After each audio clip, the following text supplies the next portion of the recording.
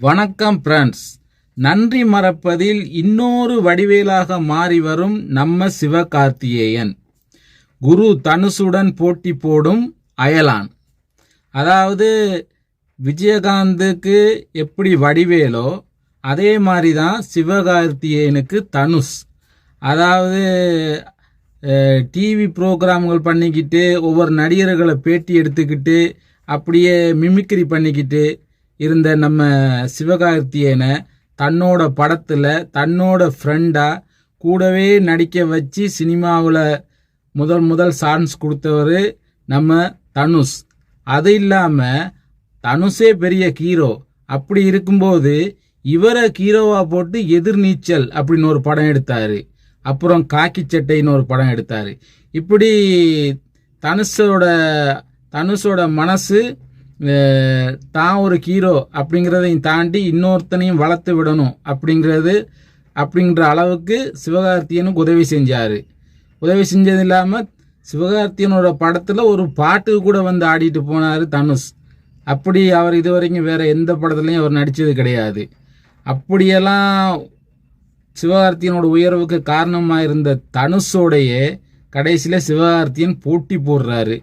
அதாவது கேப்டன் மில்லரை போட்டி போட்டு அயலான் வெற்றி பெற்றா என்ன நடக்கும் தெரிந்தானே?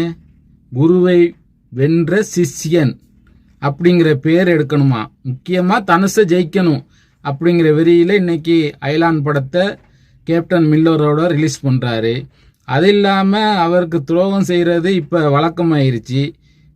சிவகார்த்திகேயன் கிராமம் முழுவதும் பட்டி தொட்டி எல்லாம் ஃபேமஸ் ஆகிறதுக்கு ஒரே ஒரு காரணம் என்னன்னு பார்த்தீங்கன்னா ஊதா கலர் ரிப்பன் பாட்டு தான் அவரை கிராமம் பட்டி தொட்டி எல்லாத்துக்கும் கொண்டு போனது. அந்த பாடல், அந்த பாட்டுக்கு இசையமைச்சது யாருன்னு உங்களுக்கெல்லாம் தெரியும், டி இமான்ற வாழ்க்கையில் என்னென்ன விளையாட்டுலாம் விளையாண்டு விட்டார் நம்ம சிவகார்த்திகேயன்றதும் எல்லாத்துக்கும் தெரியும்.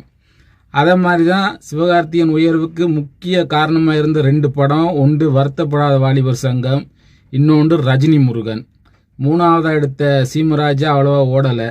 4வது தடவை அந்த டைரக்டர் அவர்கிட்ட போய் இன்னொரு படத்துக்கு ஒரு வாய்ப்பு தாங்க அப்படின்னு கேட்டப்ப அவர் அந்த டைரக்டரை கழட்டி விட்டுட்டாரு. இப்போ அவர் எங்கே இருக்கிறாங்கிற நிலைமையே தெரியலை.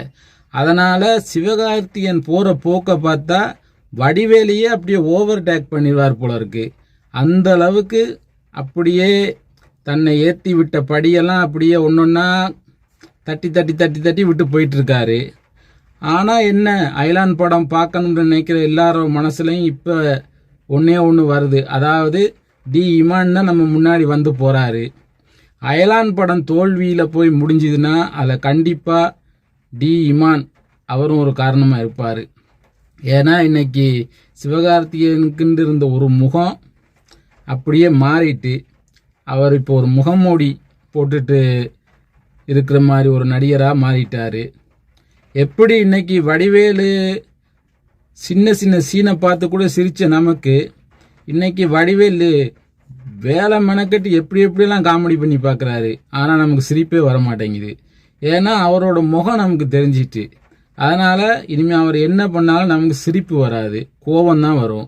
அதை மாதிரி தான் சிவகார்த்திகேயன் நிலைமையும். பார்ப்போம் அயலான் சிவகார்த்திகேயனுக்கு எங்கே கொண்டு போய் முடிய போகுதுன்னு தெரியல. அயலான் வெற்றி பெறுவானா இல்லாட்டி சிவகார்த்திகேயனை அயல் தூரத்தை கொண்டு போய் விட போகுதான்னு பார்ப்போம். பொங்கல் வாழ்த்துக்கள்.